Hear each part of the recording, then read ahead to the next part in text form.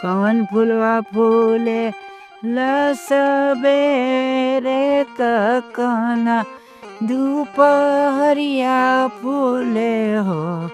मैया मरी कौन फुलवा फूले बिनु सारा सेवकवा रौरी बाटी जो है हो।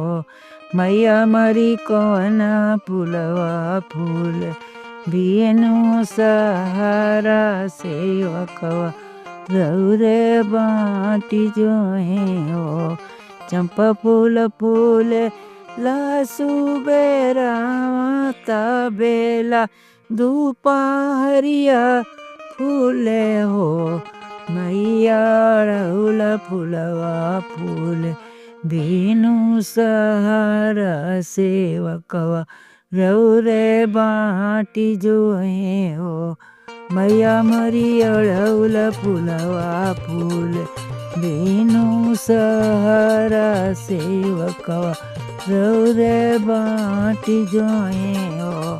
बेला फूल नाही भावे मैया के चमेली फूलवा नाही भावे हो।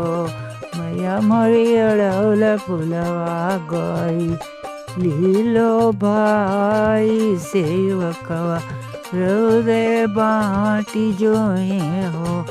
मैया मरी अड़हुल फुलवा गई लीलो भाई सेवकवा रौरे बाटी जो है हो।